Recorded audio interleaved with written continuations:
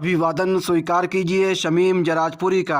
आप देख रहे हैं खबरों नजर चैनल। खबर यूपी के जिला आजमगढ़ के रानी की सराय से है, जहां समाजवादी पिछड़ा वर्ग प्रकोष्ठ द्वारा आयोजित पीडीए जन पंचायत को संबोधित करते हुए पिछड़ा वर्ग प्रकोष्ठ के प्रदेश अध्यक्ष डॉक्टर राजपाल कश्यप ने कहा कि जातीय जनगणना से ही सभी जातियों की सही जानकारी सामने आएगी और सामाजिक न्याय मिल सकेगा। समाजवादी पार्टी के राष्ट्रीय अध्यक्ष अखिलेश यादव की पीडीए रणनीति ने मैनपुरी घोषी से उत्तर प्रदेश में बदलाव की शुरुआत कर दी है, जो पूरे देश में प्रभावी होगी। पिछड़ा वर्ग प्रकोष्ठ को इसमें बड़ी जिम्मेदारी निभानी है। समाजवादी पार्टी ने 2024 चुनाव में बदलाव के लिए पिछड़े, दलितों, अल्पसंख्यकों के मुद्दों और चिंताओं को मुख्य मुद्दों में ला दिया है। देश की जनता महंगाई, बेरोजगारी, करप्शन और भुखमरी से परेशान है और 2024 के चुनाव में विकल्प के तौर पर समाजवादी पार्टी की तरफ देख रही है। इस अवसर पर प्रमुख रूप से जिला अध्यक्ष गुलाब राजभर, विधायक डॉक्टर संग्राम यादव, विधायक नफीस अहमद, विधायक बेचई सरोज, विधायक पूजा सरोज, विधायक दुर्गा प्रसाद यादव, रामनयन यादव और पूर्व ब्लॉक प्रमुख रानी की सराय इसरार अहमद और बबीता चौहान सहित बड़ी संख्या में समाजवादी पार्टी के नेता व कार्यकर्ता मौजूद थे। समाजवादी पार्टी पिछड़ा वर्ग प्रकोष्ठ के प्रदेश अध्यक्ष डॉक्टर राजपाल कश्यप और समाजवादी नेता और पूर्व ब्लॉक प्रमुख रानी की सराय इसरार अहमद ने क्या कहा है, आइए आपको दिखाते हैं। समाजवादी पार्टी के राष्ट्रीय अध्यक्ष माननीय श्री अखिलेश यादव जी के निर्देश पे और आह्वान पे पूरे प्रदेश में पीडीए पंचायतों का आयोजन समाजवादी पार्टी पिछड़ा वर्ग प्रकोष्ठ कर रहा है और अभी प्रतापगढ़ में किया है, मऊ में किया है और आज आजमगढ़ में है। और ये पीडीए पंचायत अभी आजमगढ़ में हो रही है। उसके बाद में ये प्रत्येक विधानसभा, ब्लॉक और बूथों तक पीडीए पंचायत होगी। पीडीए ही एनडीए को उखाड़ फेंकने का काम करेगा और बीजेपी की 17 वर्ष की सरकार ने 10 वर्ष का केंद्र का कार्यकाल और 7 वर्ष का उत्तर प्रदेश का कार्यकाल, ये अपनी नाकाम रहे, हर मोर्चे पे नाकाम रहे। उन्होंने ना जाति जनगणना कराई, ना 2 करोड़ नौकरी का वादा किया था, ना नौकरियां दी। किसान की आय दुगुनी करने का वादा किया था, वो भी नहीं किया। आरक्षण खत्म कर रहे हैं निजीकरण करके।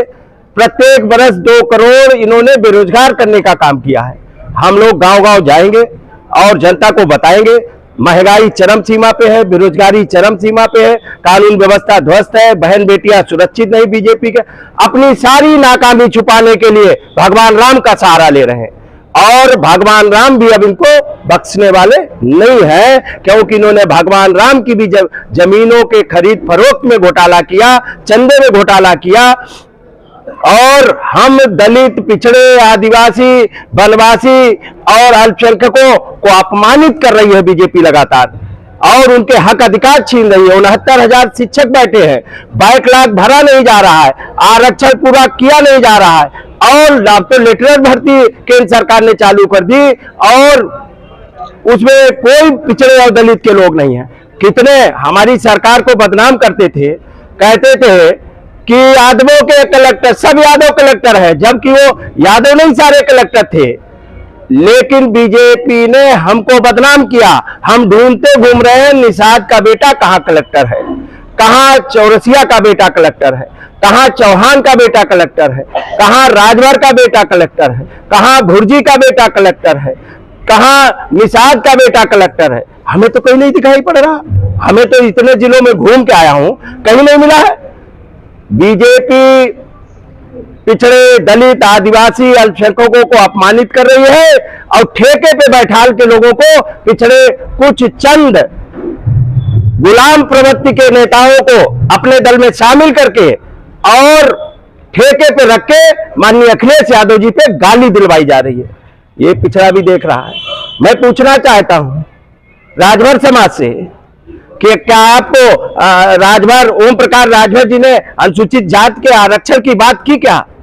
वो आपके समाज के आरक्षण की बात नहीं कर रहे हैं, वो अपने बेटे के आरक्षण की बात कर रहे हैं कि बेटे को कहां से टिकट मिल जाए। डॉक्टर संजय निषाद, क्या निषादों के आरक्षण की बात उन्होंने की कभी? वो केवल ये आरक्षण चाहते हैं कि एक बेटा विधायक हो गया, एक सांसद हो गया, खुद मंत्री हो गए, अब कह रहे हैं एक बेटा और विधायक हो जाए। ये निषाद समाज के आरक्षण की बात नहीं कर रहे हैं, जिससे उनके बहन बेटियां, नौजवान, निषाद समाज के, कश्यप समाज के, बिंद समाज के, मल्लाह समाज के, केवट समाज के, कहार समाज के लोगों को जो हक अधिकार मिले, आरक्षण मिले, जिससे थानेदार और कलेक्टर कप्तान बनते हैं, वो रास्ते जो माननीय अखिलेश यादव जी ने खोले थे, उन रास्तों को बीजेपी ने बंद करने का काम किया है। और हमारे सारे समाज के लोग, पिछड़ी जातियों के लोग लामबंद होके बीजेपी को हराने का काम करेंगे और माननीय अखिलेश यादव जी के नेतृत्व में उत्तर प्रदेश में, देश में नया प्रधानमंत्री देने का काम करेंगे। अभिवादन स्वीकार कीजिए शमीम जराजपुरी का। आप देख रहे हैं खबरों नजर चैनल।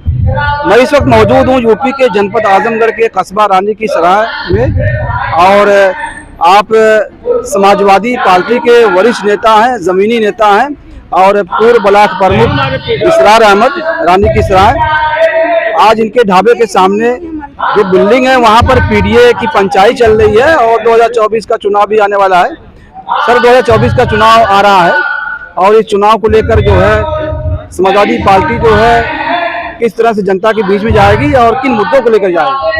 देखिए, 2024 के मद्देनजर समाजवादी पार्टी ने एक रणनीति बनाई है कि हर विधानसभा में, 10 विधानसभा में जो सेक्टर प्रभारी हैं, जितने सेक्टर हैं, उन सेक्टरों को पे एक प्रभारी बना के पार्टी की तरफ से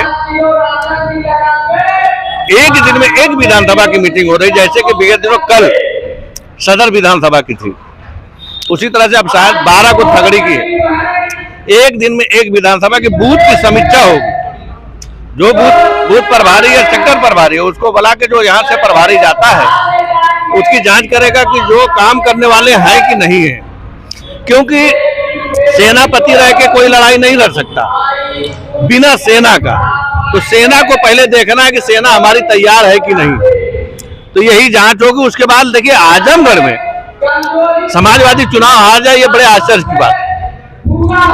और पिछला चुनाव हार के समाजवादी को एक करंट लगा है, तो उसको कैसे हम लोग फिर बहाल किया जाए, उस पर रणनीति बना के हम लोग काम कर रहे हैं। समाजवादी पार्टी पीडीए की बात कर रही है, दलित पिछड़ा संख्या की बात कर रही है और उनको सम्मान देने की बात कर रही है। आप लोग जो आरक्षण का मुद्दा उठा रहे हैं, लोकतंत्र का मुद्दा उठा रहे हैं, तो क्या लग रहा है 2024 के चुनाव में ये जो दलित बैकवर्ड जो अल्पसंख्यक जो बिरादरियां हैं, इन मुद्दों पर आएंगे? देखिए, हम पीडीए, दलित, तोती, दबे कुचले, अदर बैकवर्ड की बात नहीं कर रही है। ये काम कर चुके हैं अखिलेश यादव अपनी सरकार में। जब ही जाति बिरादरी के लोगों को उन्होंने सम्मान दिया, नौकरी दिया, पद दिया। आज ये लोग सिर्फ बीजेपी के लोग वोट लेते हैं, उनको सम्मान नहीं देते।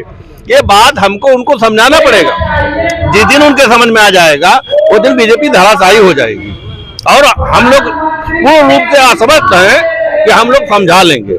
आज उसी संबंध में मोस्ट बैकवर्ड की जो मीटिंग हो रही है, पिछड़े वर्ग के जो है प्रकोष्ठ के प्रदेश अध्यक्ष अरविंद राजपाल कश्यप आए हैं और यहाँ पर सिर्फ मोस्ट बैकवर्ड जुटा है, ना कि तो बैकवर्ड जुटा है, माइनॉरिटी जुटा है, ऐसा नहीं है।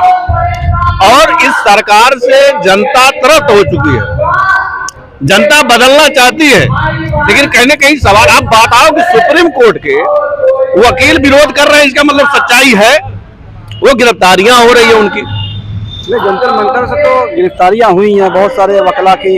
ईवीएम को हटाने को लेकर जो है कि ईवीएम को हटाया जाए और बैलेट पेपर से चुनाव कराया जाए। तो क्या लग रहा है कि इस मुद्दे पर अखिलेश यादव तो बोल रहे हैं और विपक्ष बोल रहा है, क्या लग रहा है कि ईवीएम को हटाया जा सकता है? मेरा फायदा है तो मैं जल्दी तो हटाऊंगा नहीं, लेकिन ये भारत है। भारत की जनता जिस दिन उमाड़ में आ जाएगी, जिस दिन सड़क पे आ जाएगी, इन लोगों को ठिकाना नहीं मिलेगा, उनको हटाना पड़ेगा। ये अंग्रेजों को भगा दिए तो इन लोगों को भगाने में बहुत देर नहीं लगेगी। कोशिश जारी है, आज नहीं तो कल आदमी इंसाफ पालेगा।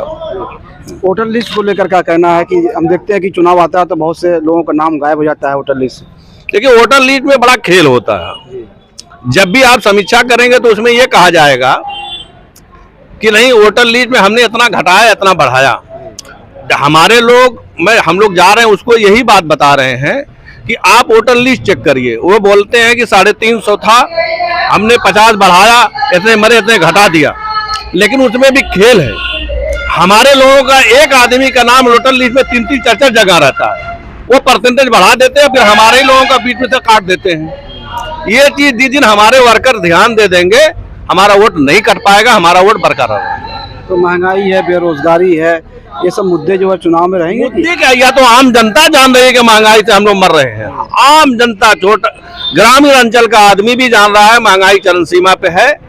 गांव का नौजवान माँ बाप अपना खेत बाड़ी बंधक रख के कर्जा लेके इलाहाबाद, लखनऊ, दिल्ली पढ़ा रहे हैं, पढ़ के ग्रेजुएशन होके घर बैठे हैं, माँ बाप के सिर पे बोझ बने हैं। वो सब जान रहे हैं कि हाँ, हम लोगों का भविष्य कहाँ है, इस देश का भविष्य अब इस सरकार को बदलने में।